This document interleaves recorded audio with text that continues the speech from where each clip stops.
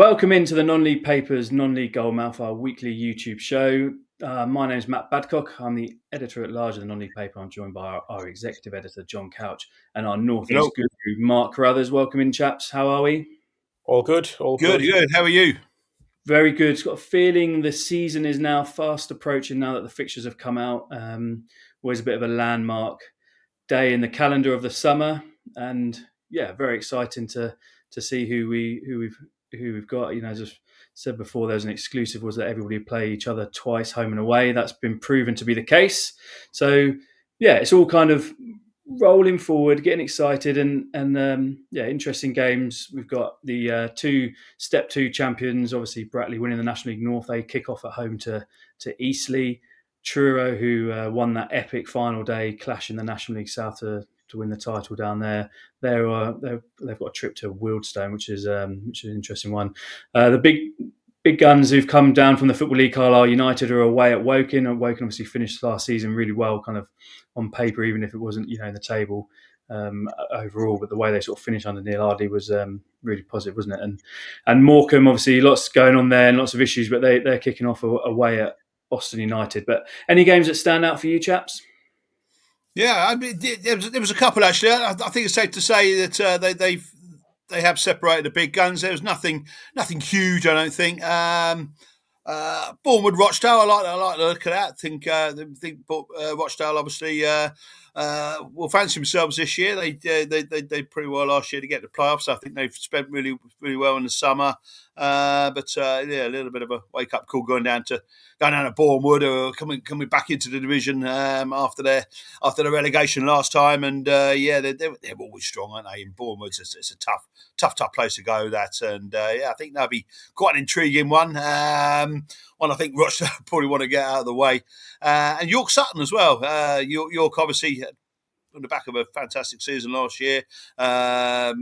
Disappointed in the playoffs. They'll be looking to put that right. And yeah, Sutton at home is as good as opposition as I think you could have probably wanted on an opening day. So I think yeah, there's a bit of intrigue there. But yeah, some good games, I think.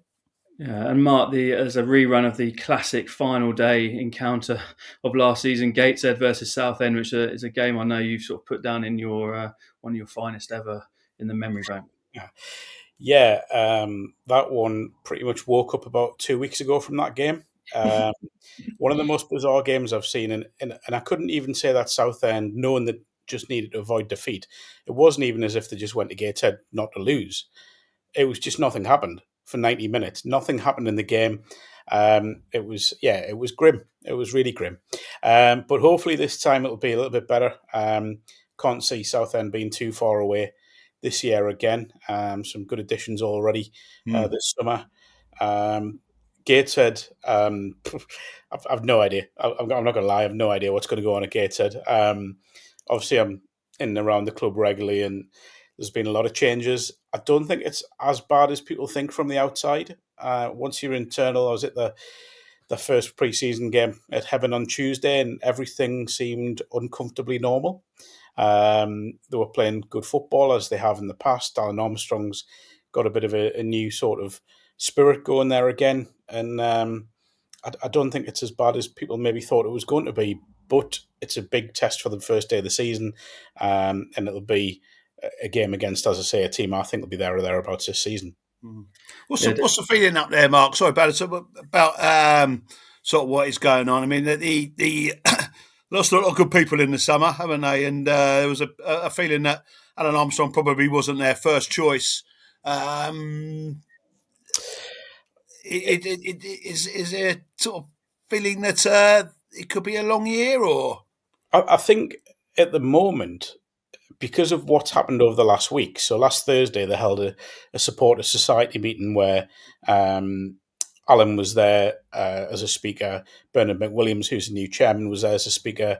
Kenton Richardson, who's just been appointed as club captain, was there as a speaker. And Simon Johnson, who by his own admission is a bit of a dog's body at the club and does a little bit of everything, was a speaker. And the overall feeling coming out of that meeting was that the FIFA registration ban would be lifted in the not too distant future, and that signings were on the way. Obviously, that's now been done. The first 2 signings have been completed. There's more on the way. Look, I'll be honest, they will lose players before the start of the season because there are players in that side, for my money, should be Football League players. And I wouldn't be shocked if they got Football League moves. But they're also in a position now where if someone does go, they can bring players in. So I think you'll probably see a smaller Gateshead squad, but then they used about 53 players last season. And that's not even me exaggerating. They used about 53 players. So Alan's already spoken about using a 19 sort of 23-man squad throughout the season. If they need to bring someone in on a short term, it might be someone from their academy system, which has produced the likes of John Mellish, Tom White in the past. So I think it's maybe you're just sort of heading towards a more realistic version of Gateshead. You know, the crowds aren't big. We know that. You know, they get battered with it on a weekly basis near enough. But they're just being a bit more realistic about where they are financially and how they need to progress in a more sustainable manner. Yeah, do you think they always seem to, there always is a bit of a turnover of players, isn't there, because of the players that they get through and how many kind of go on into the Football League, and they seem to be so sort of good at doing that, don't they? Is it obviously even under different managers and things? It's kind of like maybe it's sort of the area as well, and kind of being able to pick up the best players around. And now have a manager in place who has a bit of a history of doing exactly that. Because when Alan was at Darlington, he was progressing players in the Football League with, Luke Charman obviously left Darlington. There was Mark Beck left Darlington to go to Harrogate. There was, when he was at Blyth, he had a number of players. Kieran Green went on to play in the National League and then in the Football League as well, the AFL. So it's a really interesting move, but I think, and I always make this point, and people see player sales as a bad thing. It's not. Every club in the world trades. That's what it is. You sell on players at profit. You bring new players in, try and strengthen overall. So I think it's something Gateshead have been good at. I think one of the big losses of the summer was Luke Clark, the head of recruitment, who's done an unbelievable job unearthing a number of players that have kicked on. But I still think they've got a structure in place where they can still go down that route. They will still bring in players and then unearth players and sell them on at a profit. But then it's a case of replacing them. And how many times can you go to the well in that one? But that's a challenge every club's facing. So I think the mood is cautiously optimistic, is how I'll put it. I think that's the best phrase I can use. Yeah, maybe sort of suit them a little bit to go under that radar a little bit, I guess. And obviously there was the issue last summer, wasn't there, with the fallout from the ground and not being able to compete in the playoffs. But then again, they were right there. And obviously they dropped off at the end, but they kind of were up there all through the season, weren't they? So yeah, it will be, as you say, interesting to see how they get on. But Southend, yeah, tricky opening day. I seen Southend have obviously signed Ben Goodliff this week as well. He's on loan there last year and a big part of their excellent signing. Yeah, definitely. So it's that's sort of a really sort of intriguing one. And I think you look at, as you say, Couchy, York Sutton and how York are going to be, attempting to start this season following on from last year. And I imagine there'll be a real kind of burning drive to put that that wrong of the playoffs, because they really just didn't turn up in that Oldham game, did they? So no, it was a shame. I mean, you got to get to 96 points. You deserve promotion, really, don't you? And but that's what the playoffs are there. And as people have said in the past, people know the drill before the first ball is kicked. And then unfortunately York have fallen foul for it. But I think with Forest Green under Robbie Savage and the ambitions that they've got, and Carlisle with the players that they brought down, it's going to be interesting at the top there, I think, this year. I think go on. The opening day, seeing Carlisle go to Woking, I'm always a big fan of a club coming down and going to a sort of non-league stalwart, a National League stalwart. So it's a nice little introduction to life in the National League for Carlisle. A really tricky game. I think you mentioned the momentum Woking built up towards the end of last season. If that can be carried on throughout the summer and into the new season, it could be a little bit of an eye-opener for Carlisle. Yeah, definitely. It's always a very busy opening month as well, isn't it? Obviously, you've got these in the National League. They're splitting the midweek games over Tuesday and Wednesday. I think sort of part of the DAZN coverage, so that they were sort of trying to do that last year, and they've put them into the fixtures as such this year, rather than kind of doing it on the hoof like they were before. But you've got 1, 2, 3, 4, 5, 6 games in that opening month. So it is a busy August for. Yeah, August is always busy, isn't it? They do cram them in, don't they? In those first few weeks. Yeah, and then you've got a midweek Got to be game prepared. in September as well, on that first week of September as well. So it is a busy opening month. Obviously, got the bank holiday in there as well, which has thrown up some interesting trips on that bank holiday Monday. Yeah, I think you mentioned before we came on, Mark, Gateshead going down to Yeovil, which they may want to leave now to avoid that bank holiday traffic going down to the southwest. Enjoy that one, Mark. Yeah, it should be an. I don't really get that because obviously your bank holiday games, whether it's Boxing Day or Easter bank holiday or August bank holiday, are traditionally always reasonably local. And I know Gateshead are sort of out on a little bit of a limb, apart from Hartlepool, of course, but they have been. I think they've been to an Altrincham, they've been to Halifax. They could have went to Carlisle, but it's a little bit stretching the bounds of local to go to Yeah. Yeovil. So Well, there's obviously something in those fixtures because you've got Aldershot, a welcome, Morecambe are down at Aldershot. Boreham would have got Truro, okay, not so bad. Boston, Wealdstone, Braintree are up at Carlisle, Forest Green, Eastleigh, Sutton up at Rochdale, Scunthorpe, Halifax, Southend. They're welcoming Hartlepool, so Hartlepool are coming all the way down as well, and York are coming all the way down to Woking. So it is obviously how they fed it into the fixture computer. It seems that it's kind of a deliberate one because there are quite a few long journeys on that bank holiday Monday, which not always ideal on the at the end of summer holidays. I'd say when lots of people are going to be scrambling home and all that kind of making those last getaways as well and all that kind of thing. So Sure. I yeah, think very interesting. an interesting one for me. So it was one of the first fixtures I look for is the Aldershot Woking derby on Christmas and New Year, which I know the fans absolutely love. Fans of both clubs absolutely love, and it's become a bit of a tradition. But not this year. They've been so. I don't know if that was because of what happened last year. I know they had a few tasty Indeed.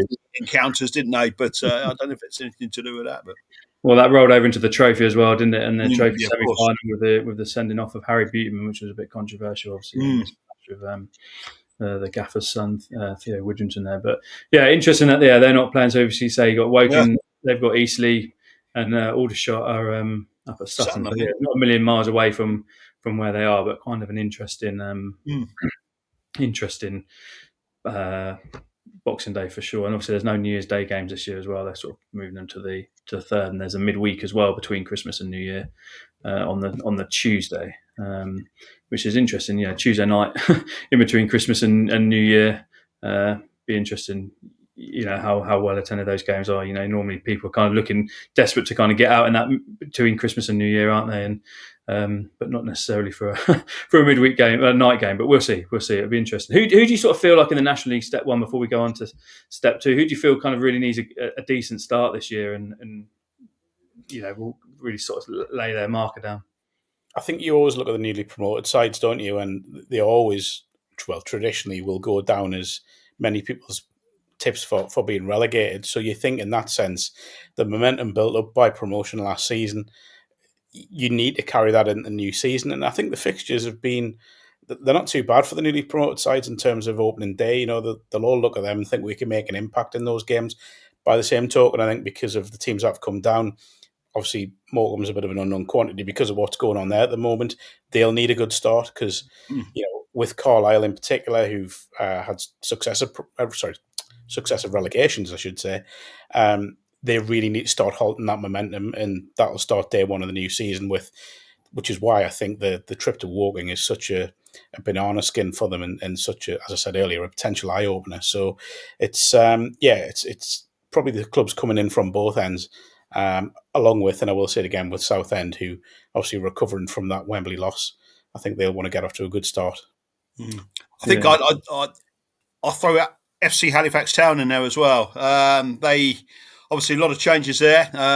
Chris Millington done such a good job over such a long period of time, and Adam Lakeland's got in there. He's got his chance, and he appears to have recruited pretty well. He's brought in a number of players, but I think there's been a lot of changes there. They've been fighting fires for many years, and have done a great job doing it. But tough season I think for them. I think they're going to need to hit the ground running as well. No one really knows sort of where to in the predictions league where to put them. They catch me out every year, but yeah, I think Adam does need a good start there. He's new at the level, and yeah, I think he's going to need to he's going to need to hit the ground running. I think you could argue the same with Hartlepool, because Yeah, you look at the way last season ended. You look at the ongoing talk of the takeover that's kind of rumbled on there. Seems to be a pattern there with the North East clubs, doesn't it? You look at everything that's gone on behind the scenes. Obviously, the current owner and chairman is sticking around for the time being. I actually think they made a pretty decent appointment in terms of Simon Grayson going in there. A bit of experience and someone that'll be able to attract players. He's made some pretty good additions so far. So I think because there was a little bit of criticism when Simon was appointed, he'll want to get off to a good start, and he'll feel he probably has to get off to a good start and sort of regain some of what was lost during the second half of last season. Yeah, I think I'd probably put Solihull Moors into that category of good start. Yeah, Matt Taylor kind of went in there last year, obviously partway through the season. I think no secret to say it wasn't his squad, and they've made some changes. Obviously, they lost Jack Stevens, haven't they, to Oldham, was it? And they've always been a bit of a club that have lost players on into the football league, but he's been able to kind of get his own sort of stamp on the squad now. Obviously, Terry Connor's gone in as assistant. yeah, what a really move that is. Yeah, really experienced. So I think it's from his point of view, if he can get off to that kind of good start, that'll really make a difference, because it was a tricky start when he went there last year in January and they didn't win for a while. And yeah, you can sort of see a couple of difficult results early on. Wouldn't be great, but hopefully they can kind of get back to the sort of the form that they'd had a couple of years ago, obviously when they were getting into playoff finals. But I think that shows how difficult it is to kind of keep it going. Once you get into a playoff final, if you miss your chance, it is hard to come back again the next year. And that's obviously what Southend need to be doing this time out. But looking into the National League North, which is going to be a fascinating division again, as it always is. You've got AFC Fylde hosting Oxford City on the first day, Bedford Town, New Boys in the league welcoming Alfreton, which should be fascinating. Macclesfield Worksop, two sides who went up against each other all through last season. Obviously, Macclesfield ran away with it. It's probably the last place Worksop would have wanted to go. Worksop sort of kind of playing for second for a while, but it's sort of interesting that those two will be renewing acquaintances on that opening day. And South Shields hosting Marine, which will be an interesting one. Merthyr Town, their first game in the National League North, Southport at home, so they'll be pleased to get that one. But any again that sort of stick out, or sides that you sort of looking forward to seeing how they fare this year? Macclesfield, really, yeah, They'd be interesting to see how John Rooney gets on. Obviously, they had all the momentum of last year, only 3 defeats, and losing Robbie Savage, and then 3 key players in the space of a couple of days would have hurt them. It'd be interesting to see how to see whether that's derailed them or even made them stronger. You never know. They're a team I'm certainly looking forward to this year, and good old Bedford as well. He's a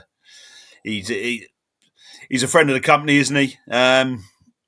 Lee, and he's got a little bit of a sideline, isn't he? To start the season, they're coming into new territory in National League North, and it'll be interesting to see how they get on.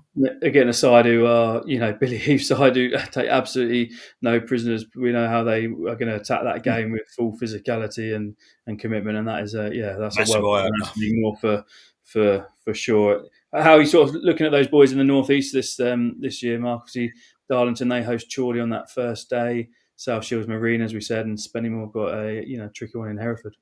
They have. I mean, I'm really interested by Spennymoor this year. They've kind of, at the moment, sort of kept what they've had in the squad.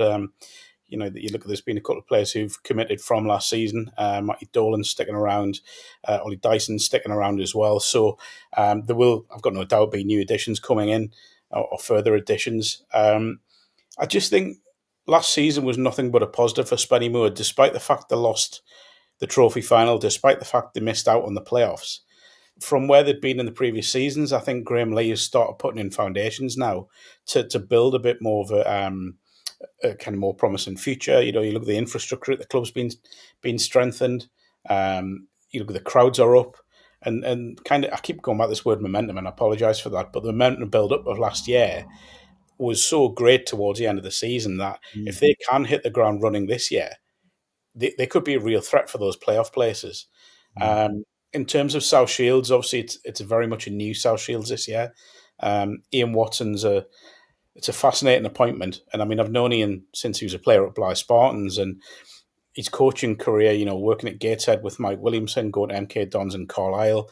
Yes, it might not have quite happened at the latter two, but what was interesting with Ian, and I hope he doesn't mind me saying that if he sees this, but he had kind of a modest playing career, playing in sort of the National League North, Northern Premier League and Northern League, to then go and prove yourself as a coach with professional players at League Two, League One level. At League Two level, I should say. I think that speaks volumes for his ability as a coach and the respect that he got from, vastly experienced pros that have played higher. That tells you everything you need to know. He's obviously taken in Carl Magnay as his number two. I've kind of got a bit of a feeling they'll work as almost a partnership rather than a manager and assistant manager. It'll be more sort of near enough joint managers.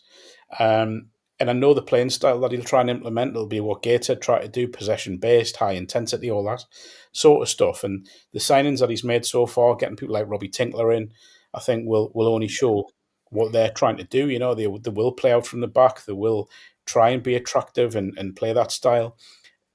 A little bit like Gateshead, it's possibly a bit sort of suck it and see kind of thing with South Shields. They'll have to possibly bide their time and be patient, the supporters. But I'm there on Saturday they've got their opening pre-season game against Sunderland, and it's going to be a really interesting early test for them to see how they're faring. In terms of Darlington, I think they've had a good summer of recruitment. They've strengthened the squad. Aidan Rutledge going in there, Will McGowan going in there.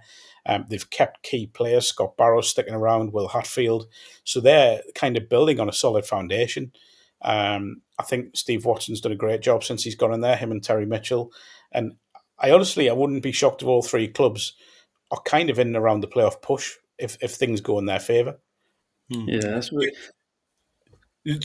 Sorry, Baz, I was just going to ask Mark, just while we got him, another one of your clubs, Blythe Spartans, obviously have had a bit of a shock the last few seasons. What can we expect from them this year? Can we expect a little bit of a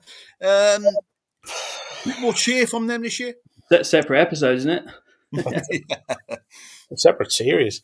Do you know what? I don't know. Honestly, I couldn't tell you. I mean, they've got a virtually new squad full of young players with a few experienced players now. Have spoken to Colin Myers, the new manager, who was assistant manager when they got to the third round of the FA Cup back in 2013-14. It's a really difficult one to call because a lot of these lads are stepping up from Northern League level or from academies at kind of high levels of non-league. For me, what they need this year is not to look to bounce back straight away. It's not to look to challenge for promotion. It's just to have a season of no dramas and no concerns. And do you know what? Yeah, if you finish 12th in the division, call it a success and then build from there. There are people working very hard behind the scenes, really hard, to get things on a more solid foundation. Colin has said the non-league paper. Well, yeah, and I mean, I don't mind because it helps me, it gives me something to write about. But I look at it and you think they're going to need more experienced players. That's the top and bottom of it because you look in that division now, in that East Division, there are 9 Northeast clubs, and there's a fair chance in the coming years that's only going to increase. But with that comes an increased competition for players. Blythe will not be the biggest spenders because they're not run like that. So they really just need a season where kind of nothing happens. Nothing happens. They just sit mid-table, don't get wrapped in a relegation battle. They'll probably not be in and around the playoffs. Just be no drama. Win some games of football and start enjoying it again. I think it's we're going to keep. Of course. I mean, they kicked off their pre-season with a win at Towlow Town on Tuesday. They've just been relegated to Northern League Second Division, but Blythe Spartan should have gone there and won, and they won 1-0. And it doesn't sound like a positive because it's only a 1-0 win, but it kind of should be. Yeah. It's something. It gives them something. There's bigger tests coming up in pre-season, but yeah, again, I could only reiterate, it just has to be a season of no drama. Yeah. Well, it won't be a lack of drama in the National League South. It's anything like last year, and the kind of the way that season unfolded all the way through, and then particularly that final day. And again, people have been saying it for a few years when you sort of speak to them in the summer that this is going to be the toughest National League South yet, and that's kind of the the same thing that's being said this time round, and it does look that way with kind of some of the the amount of full time clubs that are in there, and also the sort of the summer spending, shall we say. But a really interesting opening day game, I think, is Horsham, promoted up from the Isthmian Premier, and they've been on a great journey the last few years. Horsham, obviously, with their FA Cups runs as well, and that success that they had in there. And then obviously now the Isthmian Premier title last year, which they won on the final day as well. So they're away at Chelmsford City. We know what they've been sort of doing this summer, big rebuild under Angelo Harrop, moving into that full-time model. So a nice opening, tricky trip up there. Dagenham and Ebbsfleet, two obviously clubs that have come down. They face off on that opening day, which is a really intriguing one. And we talk about clubs who need good starts. You'll feel that both of those will be looking to get back to winning games and enjoying it again, because that's been the club would have fancied that, I don't think. Yeah, a tough year there. Eastbourne Borough, obviously Adam Murray left in the summer, didn't he? And they were one of the teams that could have won it on the final day, lost in the playoffs. Adam Murray moved on to Kidderminster in the summer, but they've got Matt Gray in as manager now, former National League title winner with Sutton, and they're away at Farnborough, who've made some good signings themselves as well. Salisbury making some great signings, kind of a bit of a dark horse possibly. They're away at Hampton, so it's going to be an intriguing opening day, and you've got Worthing, Bath as well, Torquay, Enfield down at Torquay, which I'm sure was the first game last season as well from memory. But yeah, fascinating National League South really, but it's one, you couldn't call it now. Probably won't be able to call it in April. I'm just really looking forward to seeing how fellow Geordie Andy Carroll gets on at Chelmsford. I'm really looking forward to. No comment. No comment. Yeah. No, I think it's really interesting. The one that stands out for me is Dagenham against Ebbsfleet. Obviously, two sides that came down last year after really very disappointing seasons. I mean, the tone from Ebbsfleet was kind of set day one, and Dagenham just couldn't find any sort of momentum throughout the season. So they need. We talk about, like you said it there, Butters, didn't you? Teams that need good starts. These two desperately need good starts to try and start the fight back from relegation. So that one, very, very early to call a 6-pointer, and it certainly isn't a 6-pointer, but it doesn't feel too far short of it even this early in the season. Yeah, it feels like it could be real. If you can go out and win that game, that's a real kind of statement to your fans to be like, right, we're back and we kind of mean business here, and that's what they're both going to be looking to do. Dagenham made some good signs, I think. Yeah. The way Dagenham finished, because you could see it coming for so long. The way it was like, kind of talking to people around the game, but just generally the feeling that they were sliding, and it was not looking good. And you sort of think, it was very toxic, really, wasn't it? Yeah, and it kind of just completely turned. And even when they did get a few results towards the end, actually their form wasn't that bad towards the end of the season. It kind of like just fell on that final day, slipped down. So, but Lee Bradbury going in there, obviously got Jerry Gill as assistant to people who know that National League South inside out. Obviously, Lee Bradbury's won it as well with Havant. So, yeah, a side that really, again, get back winning games. That can be the that's obviously the first thing, isn't it? And then seeing where you go from there. But there'll be plenty of coverage in the paper in the non-league paper on Sunday of the fixtures. Obviously, full rundown and full list for everyone who likes to sort of see and start planning their next 9 months. It's getting closer, chaps, isn't it? And the excitement's building. Yes, be honest with you, you blink and you miss the summer, haven't you? I can't believe we're already in full swing with the pre-season, and FA Cup starts in 3 weeks' time. It's amazing, but no, it's great. I think as I said last week, I enjoy the pre-season atmosphere. The sun's out, back to watching football again. That's great. That's why we do what we do. So yeah, no, yeah, keep an eye on those fixture lists and go down and see your local clubs and give them a bit of support. They need it, and no better time of the year to do it for me. Yeah, definitely, absolutely, definitely. Well, thanks for joining us, Mark. Thanks very much for coming on. Really Yeah, appreciate that. We'll see you again soon. Couchy as well. Thanks very much for coming on. Thanks to everybody for tuning in. If you like and subscribe, we'd be really appreciative, and keep tuning in and telling your friends all about us. Thanks for that. We'll see you again. See you guys.